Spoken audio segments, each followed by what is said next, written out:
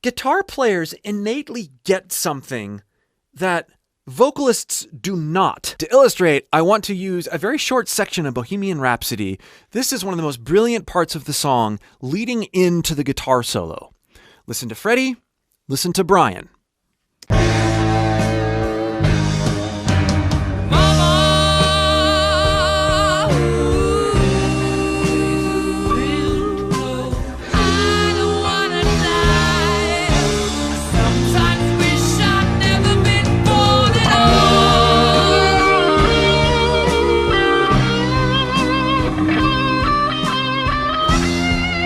You say, oh, I'm going to learn this guitar solo. I love that guitar solo. Let's get after it. Sometimes wish I'd never been born at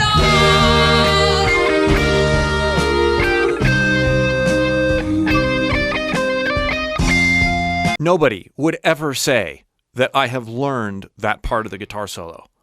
I'm not done.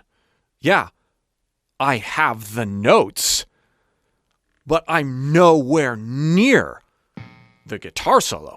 It's just notes played over the track. In order for me to really learn it, I have to pay attention to the nuances, the bends, the vibrato, the tone. No, I don't have to imitate. No, I don't even have to play it exactly the same. But there's an energy that I have to learn and internalize in order for me to really learn the guitar solo. We don't stop at notes.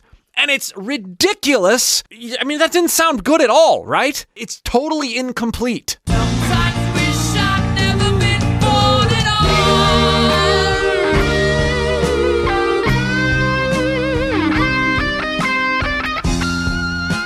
Yeah, I'm using some bends and some slides, and I'm being very attentive to my pick attack, and I even use a little bit of pinch harmonics inspired by what I heard Brian May doing. My tone's not exactly the same.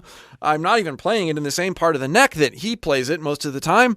However, I have captured an energy, and I have learned and internalized that guitar solo. Almost every vocalist I work with who comes to me initially stops at the equivalent of the awkward, I learned the notes, I learned the melody, I learned the song.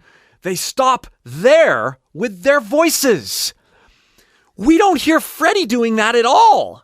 He is playing his voice. He's not singing. Listen in the context of the added nuance that we pulled out of my playing by being inspired by Brian May. Listen to Freddie.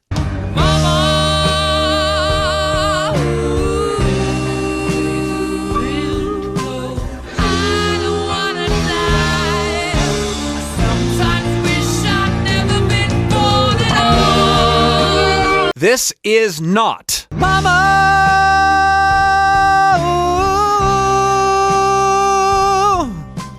I don't wanna die. Sometimes wish I'd never been born at all. It's pitchy. It's pitchy because all I'm doing is going for notes. And for some reason, when you try to go for notes, you fail. When you go for expression and you go for tonal manipulation and the equivalence of bends and slides, the wah or tonal variation effect that you have when you move the notes on a guitar string, wah, wah, wah. There's even a guitar effect called a wah wah. Wah, wah, wah, wah. And as I imitate that with my voice, I'm doing all sorts of tonal inflections and timing, push, pull. Just like I felt that last note, like Brian May did, that last note that I played was slightly behind, as in addition to being sort of a pinched harmonic. There's a finesse to the timing. All these things. You don't have to be good at certain things. You just have to notice and practice noticing and practice implementing these nuances that you notice. When we go for the nuances as to how this note is going to be experienced, felt, and then presented, we do what we hear Brian and Freddie doing on two different instruments. Freddie is playing his voice like a guitar player plays. Let's do that. Mama,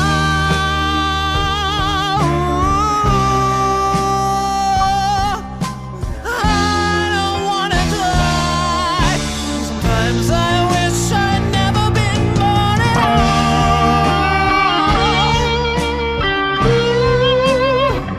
Freddie go back and forth between this sort of mama, that sort of sound. So I'm going to experiment with that. We hear him lean in and use compression. We hear him quiver. We hear him sigh. We hear him do these things that are sort of natural forms of spoken expression worked into the melody. Now, while I said there aren't specific techniques you have to know in order to do this, you do need to understand how to relate to your voice in a fundamental way. This includes support and understanding how to feel what it means to dynamically place your voice. If you'd like help with both of those things, click the link below in the pinned comment or video description and join my free course. I'll help you work those into your body so that you can do what I'm showing you here. More than anything, let's play. Play your voice like a guitar player plays. Don't try to be good, be expressive.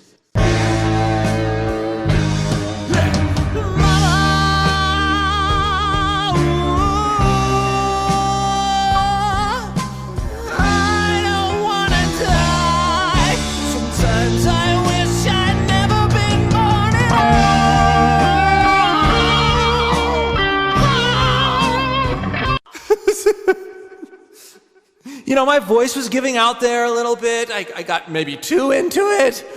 I did too much sighing at the end. But you know what? Earlier I said pitch problems, right? Remember the awkward vanilla one that I did? The pitch didn't feel great. My pitch was probably more off on that last example, but you didn't notice. Actually, off pitch is good if it's coupled with the right kind of expression and connectedness. Now, you don't have to be a guitar player to experiment like this. Look at the way synths are played with all the little knobs that they can turn and oscillators and automated EQs and all sorts of things like that. We have this same kind of flexibility with our voice as long as we recognize it, harness it, and practice experiencing it. When was the last time you played your voice instead of singing? Try it today. And if you need more help with the fundamental techniques necessary to use your voice in a playful way, don't forget to join my free course linked in the pinned comment or video description. Here is another video that I have done on the magic of Freddie Mercury's vocals.